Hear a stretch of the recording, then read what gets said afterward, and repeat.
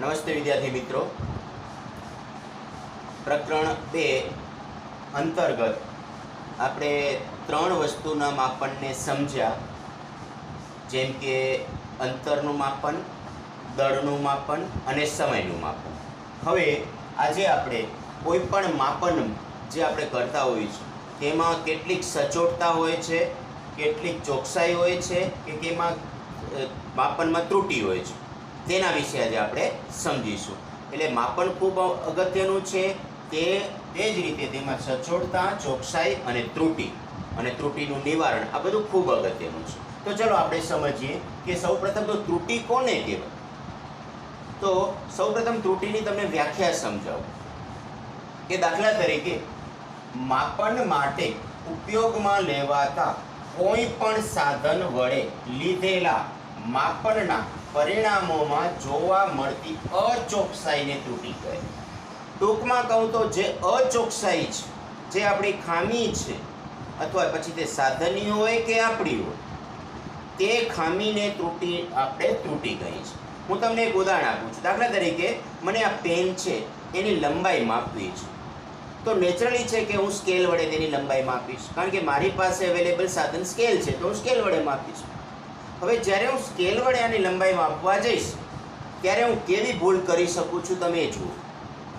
દાખલા તરીકે આ પોઈન્ટથી એન્ડ સુધીની મારે લંબાઈ માપવી છે, તો સૌપ્રથમ તો આ જે સ્કેલ છે એમાં ત્રુટિ સાધનની પોતાની પણ હોઈ શકે છે. કેવી રીતે કે આ સ્કેલ થોડી ઘસાયેલી હોય પછી આપણે તેના વડે માપીએ તો તે સાધનની ત્રુટિ બની છે.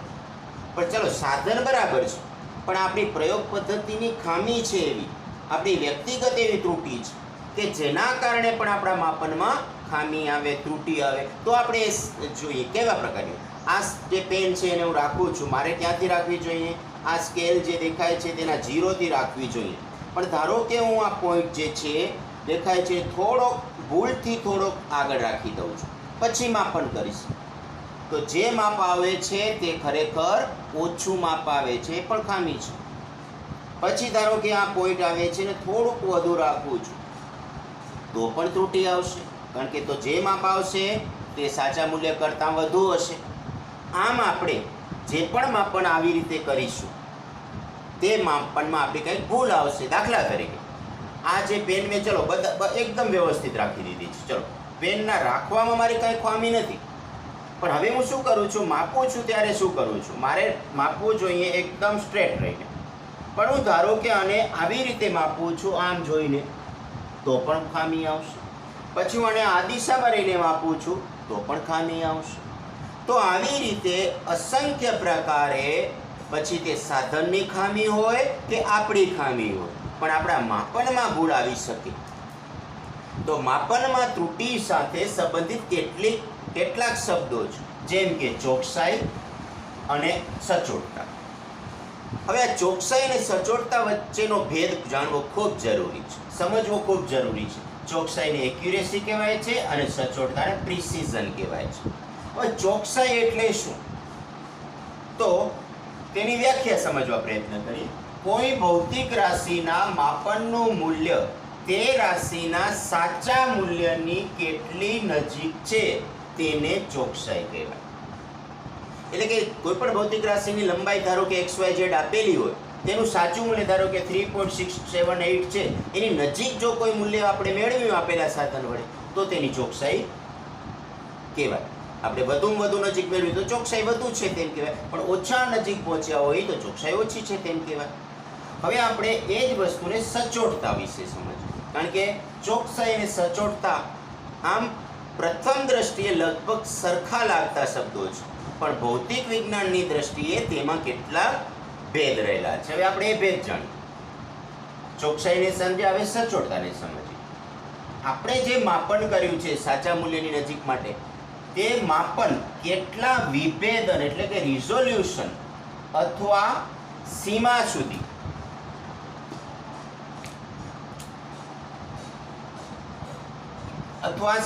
એટલે કે લિમિટ સુધી કરવામાં આવ્યું છે તેને આપણે સચોટતા કહીએ છીએ.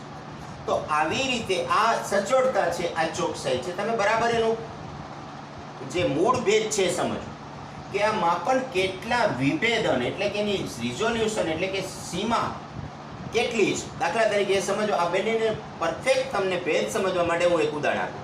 દાખલા તરીકે કોઈક વસ્તુ છે કે જેની લંબાઈ મારે માપવી છે, બરાબર. ધારો કે તે લંબાઈનું સાચું મૂલ્ય 3.678 સેન્ટીમીટર છે. હવે આ સાચું મૂલ્ય છે 3.678 સેન્ટીમીટર. હવે જો હું બે અવલોકન કરું, બે જુદા જુદા સાધન વડે. દાખલા તરીકે એક સાધન લઉં છું કે જેના વડે હું માપન કરું છું તે 0.1 સેન્ટીમીટર લઘુત્તમ માપ શક્તિવાળું સાધન છે. પછી તે ગમે તે હોઈ શકે છે, સ્કેલ પણ હોઈ શકે છે, ગમે તે હોય. તો તેના વડે પોઈન્ટ પછીનો મને વધુમાં વધુ એક અંક મળશે. એટલે કે મારું જે માપનનું મૂલ્ય આવશે તે 3.6 કે 5 કે 7 કે વગેરે વગેરે આવશે. તો મેં જે માપ્યું છે તે મૂલ્ય કેટલું મળ્યું મને? 3.5 સેન્ટીમીટર. કારણ કે પોઈન્ટ પછી એક જ આંકડો મળે છે, કારણ કે મારા સાધનની લિમિટ છે કે એના વડે 0.1 સેન્ટીમીટર લઘુત્તમ માપ જ માપી શકાય, તેનાથી નાનું માપી શકાતું નથી. હવે આપણે જોઈએ બીજું સાધન લઉં છું, ગમે તે સાધન હોઈ શકે છે. ચલો, તો બીજું સાધનની લઘુત્તમ માપ શક્તિ છે 0.01 સેન્ટીમીટર. આ ધારો કે માપપટ્ટી સ્કેલ છે તેના વડે મેં રીડિંગ માપ્યું છે. આ 0.01 સેન્ટીમીટર છે તે વર્નિયર કેલિપર્સ વડે મેં માપન કર્યું છે. તો આ 0.01 સેન્ટીમીટર લઘુત્તમ માપ શક્તિ ધરાવતા વર્નિયર કેલિપર્સ વડે જો હું માપન કરું છું અને તેનું માપ મને પોઈન્ટ પછીના 2 ડિજિટ સુધી આવવાનું છે, કારણ કે લઘુત્તમ માપ શક્તિ પોઈન્ટ પછી 2 ડિજિટમાં છે. તો તેનું ધારો કે મેં મેળવેલું મૂલ્ય 3.38 સેન્ટીમીટર મળ્યું. તો તમે જોઈ શકો છો કે આ મૂલ્ય અને આ મૂલ્ય બંને એક જ સાધનના છે. એક જ લંબાઈના માપનના બંને મૂલ્ય છે 3.5 જે માપપટ્ટી વડે મેળવ્યું, વર્નિયર કેલિપર્સ વડે મેળવ્યું 3.38 મેળવ્યું. પણ તમે જોઈ શકો છો કે આ બે મૂલ્યો પૈકી સાચા મૂલ્યની વધુ નજીક બેમાંથી કયું મૂલ્ય છે? તો તમારો મિત્રો જવાબ સાચો છે. તમે કહી શકો છો કે 3.5 સેન્ટીમીટર જે છે તે 3.678 ની વધુ નજીક છે 3.38 ની સરખામણીમાં. તો આ રીતે 3.5 સેન્ટીમીટર જે લંબાઈ મળી છે આ બે અવલોકનોમાં, આ અવલોકનની ચોકસાઈ વધુ છે પણ સચોટતા ઓછી છે. તો આની ચોકસાઈ બે સાધનમાં કયા રીડિંગમાં કઈ વધારે થશે? આપેલા અવલોકન. હવે આપણે સચોટતા જોઈએ. સચોટતાને તમે જોઈ શકો છો વિભેદન સાથે મતલબ છે. તમે પોઈન્ટ પછી કેટલા ડિજિટ સુધી રીડિંગ બતાવ્યું છે. પોઈન્ટ પછી તમે જોઈ શકો છો કે આમાં તો એક જ ડિજિટ છે, આમાં તો પોઈન્ટ પછી 2 ડિજિટ છે. એનો અર્થ એવો થયો કે ભલે આ અવલોકનની ચોકસાઈ ઓછી છે પણ સચોટતા વધુ છે, કારણ કે પોઈન્ટ પછીના 2 ડિજિટ સુધી આપણને જવાબ આપી શકીએ છીએ. તો આ રીતે મિત્રો આપણે ચોકસાઈ અને સચોટતા વચ્ચેનો ભેદ સમજી શકીએ છીએ. મિત્રો હવે આપણે ત્રુટિના પ્રકારો વિશે સમજીએ. ત્રુટિ સામાન્ય રીતે 2 પ્રકારની હોય છે, એક વ્યવસ્થિત ત્રુટિ અને બીજું અવ્યવસ્થિત ત્રુટિ. તો આવી રીતે ત્રુટિના જે 2 પ્રકાર આપણે વ્યવસ્થિત અને અવ્યવસ્થિત ત્રુટિ જોઈએ. આમ તો નામ પરથી આપણે થોડુંક સમજી શકીએ છીએ, પણ તેમ છતાં તેની આપણે કેટલીક ડિટેલ જે છે તેને આપણે સમજવા પ્રયત્ન કરીએ કે વ્યવસ્થિત ત્રુટિના 3 પ્રકાર પડે છે. તેમાંનો પહેલો પ્રકાર છે સાધનની ત્રુટિ, બીજો પ્રકાર છે પ્રયોગ ટેકનિકમાં અથવા પ્રયોગ પદ્ધતિમાં ત્રુટિ અથવા અપૂર્ણતા, અને ત્રીજો પ્રકાર છે વ્યક્તિગત ત્રુટિ. અને અવ્યવસ્થિત ત્રુટિ પણ આપણે પછી સમજીએ. તો આ હવે આ બધી ત્રુટિઓ જે છે એના પ્રકારો જે છે એને આપણે ડિટેલમાં સમજવા પ્રયત્ન કરીએ એક સ્લાઇડ દ્વારા. હવે જે આપણે બે પ્રકારની ત્રુટિ જે આપણે જોઈ, વ્યવસ્થિત અને અવ્યવસ્થિત ત્રુટિ, તેમાં સૌપ્રથમ આપણે વ્યવસ્થિત ત્રુટિ વિશે સમજીએ, જેને અંગ્રેજીમાં આપણે સિસ્ટેમેટિક એરર કહીએ છીએ. તો માપનમાં ઉદ્ભવતી ત્રુટિઓના ઉદ્ગમો કે કારણો જાણીતા હોય તેવી ત્રુટિઓને વ્યવસ્થિત ત્રુટિ કહે છે. આ પ્રકારની ત્રુટિ પ્રયોગ દરમિયાન એક જ પ્રકારની, એટલે કાં તો ધન હોય અથવા ઋણ જ હોય. આવી ત્રુટિઓને ધન અને ઋણ એમ બંને સાથે ક્યારેય ન હોઈ શકે. તો મિત્રો અહીં બરાબર સમજજો કે આ ત્રુટિ ઉદ્ભવવાનું મુખ્ય કારણ શું? તો પ્રયોગ દરમિયાન આપણે જે કામ કરીએ છીએ તેની અંદર કોઈ એક ધન કે ઋણ પ્રકારની ત્રુટિ ઉદ્ભવી શકે છે. હવે આપણે વ્યવસ્થિત ત્રુટિના જે ઉદ્ગમો હોય છે, એ ત્રુટિ ક્યાંથી ઉદ્ભવે છે તે સમજવા પ્રયત્ન કરીએ. તો સૌપ્રથમ તેનો પ્રકાર છે સાધનની ત્રુટિ, જેને આપણે ઇન્સ્ટ્રુમેન્ટલ એરર કહીએ છીએ. આ પ્રકારની ત્રુટિ સાધનમાં રહેલી કોઈ ખામી કે સાધનના સ્કેલના ખામીયુક્ત કેલિબ્રેશન, જેને અંકન કહેવાય, તેના કારણે ઉદ્ભવે છે. જો મિત્રો કોઈ સાધનમાં ત્રુટિ હોય તો તે સાધન વડે આપણે ગમે તે માપન કરીશું તો તમને ખ્યાલ છે તે પ્રમાણે આપણું માપન ખોટું જ આવવાનું છે. દાખલા તરીકે સ્કેલ આગળથી ઘસાઈ ગયેલી હોય અને માપન કરીશું તો પણ આપણું ભૂલ જ આવશે.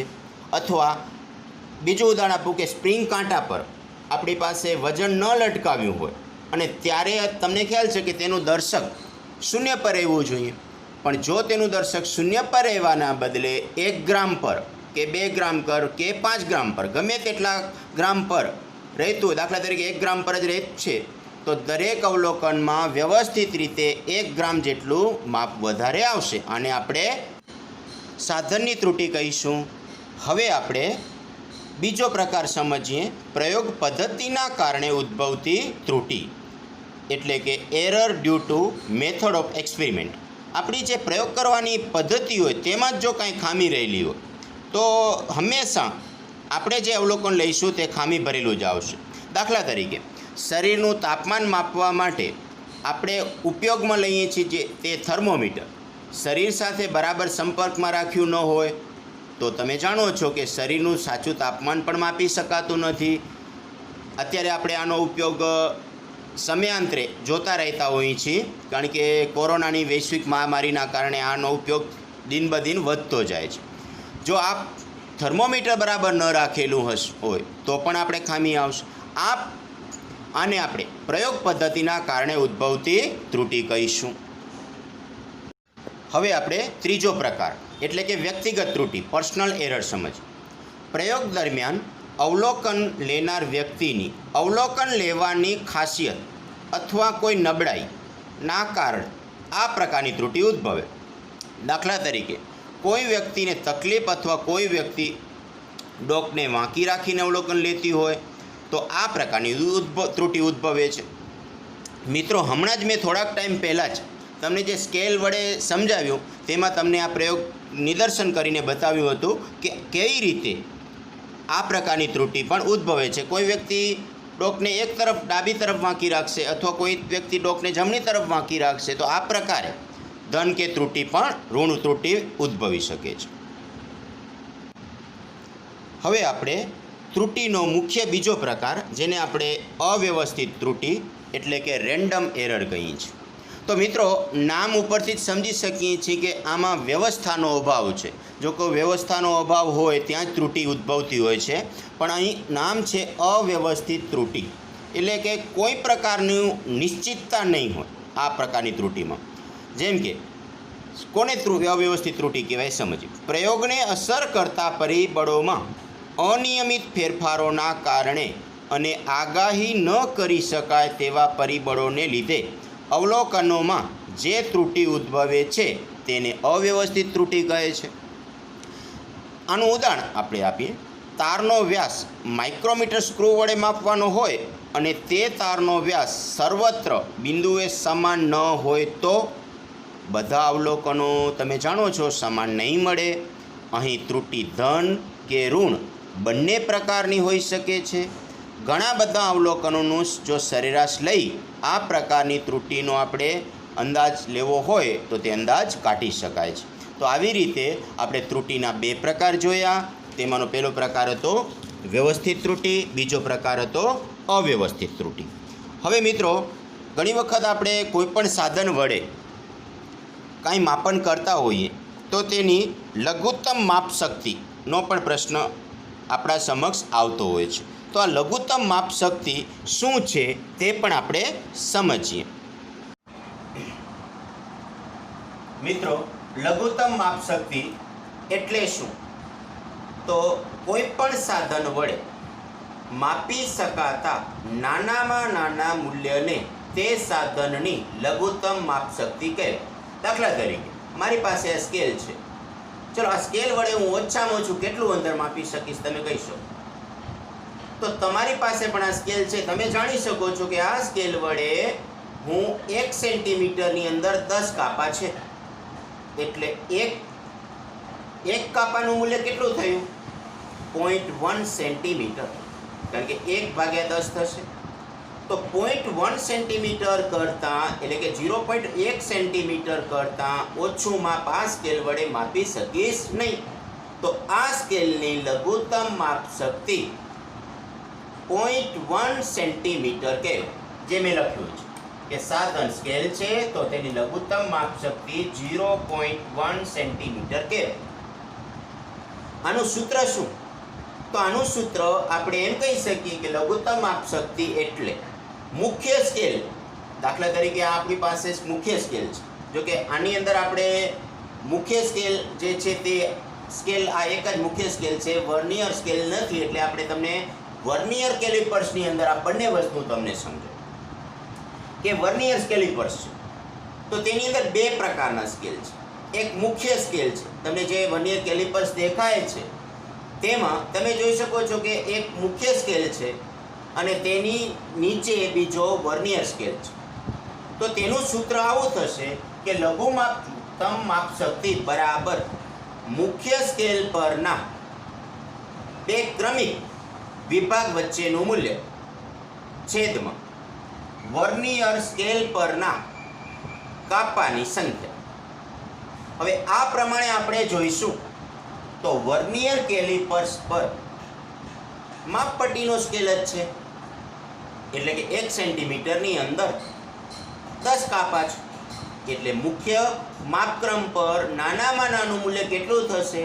0.1 સેન્ટીમીટર. જે આટલું હતું તેટલું છે. પરંતુ સૂત્ર મુજબ ભાગ્યા આપણે વર્નિયર સ્કેલ પર રહેલા કુલ વિભાગની સંખ્યા કરવાની છે. તો તમને ખ્યાલ છે કે 10 છે.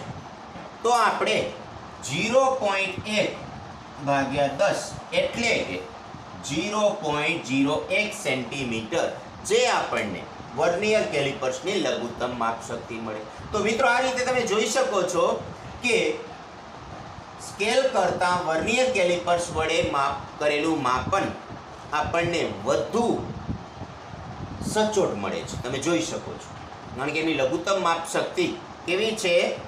ખૂબ નાની છે. એટલે જે આપણે ચોકસાઈ અને સચોટતા જોઈ તે પણ આપણને ખ્યાલ પડશે કે આના કરતાં આનું સચોટતા મૂલ્ય વધુ હશે. હવે આપણે આ જ રીતે માઇક્રોમીટર સ્ક્રૂને જોઈએ. તમે જોઈ શકો તમને જે માઇક્રોમીટર સ્ક્રૂ દેખાય છે તેમાં પણ તમને બે સ્કેલ દેખાય છે. એક જે અંદર દેખાય છે તેને આપણે મુખ્ય સ્કેલ કહીએ છીએ અને જે બહાર વર્તુળાકાર દેખાય છે તેને આપણે વર્તુળાકાર એટલે કે વર્નિયર સ્કેલ પરનો માપક્રમ કહીએ છીએ. તો આવી રીતે સૂત્ર અનુસાર શું થશે? માઇક્રોમીટર સ્ક્રૂની લઘુત્તમ માપશક્તિ બરાબર આપણે શું કરવું પડે? મુખ્ય સ્કેલ પરના એક વિભાગનું મૂલ્ય. તો મુખ્ય સ્કેલ પરના એક વિભાગનું મૂલ્ય તો તમને ખ્યાલ છે કેટલું છે? તમે જોશો તમને દેખાય છે કે મુખ્ય સ્કેલ પરના એક વિભાગનું મૂલ્ય તો 1.1 સેન્ટીમીટર જ છે. જે આ સ્કેલ પર હતું તેટલું જ છે. પરંતુ તેના ઉપર જે રહેલ વર્નિયર સ્કેલ જે છે, બીજો માપક્રમ જે છે તેના પર વિભાગની સંખ્યા 100 છે. એટલે કુલ વિભાગો 100 છે. તો આપણે આને 100 વડે ભાગવા પડશે. તો 0.1/100 ધેટ મીન્સ 0.001 સેન્ટીમીટર, જે આપણા માઇક્રોમીટર સ્ક્રૂની લઘુત્તમ માપશક્તિ થઈ. તો આવી રીતે સ્કેલ કરતાં વર્નિયર કેલિપર્સની અને વર્નિયર કેલિપર્સ કરતાં માઇક્રોમીટર સ્ક્રૂની લઘુત્તમ માપશક્તિ આપણને વધુ સચોટ મળતી જાય છે, વધુ નાની મળતી જાય. ને તે જ રીતને એક સ્પેરોમીટર છે. સ્પેરોમીટરની લઘુત્તમ માપશક્તિ પણ આપણને 0.001 સેન્ટીમીટર મળે છે. માઇક્રોમીટર સ્ક્રૂ અને સ્પેરોમીટરની લઘુત્તમ માપશક્તિ અહીં આપણે સમાન લીધેલી છે, સમાન દર્શાવી છે. જો કે કેટલાક કિસ્સામાં આપણે આ જુદી પણ અને લઘુત્તમ માપશક્તિ જુદી પણ પડે છે, પણ બંનેના ઉપયોગ જુદા પ્રકારના કરવામાં આવે છે. તે જ્યારે આપણે પ્રયોગ શીખીશું ત્યારે આપણે સમજીશું કે આમાં કયા પ્રકારના સાધન વડે શાનું માપન કરવામાં આવે છે.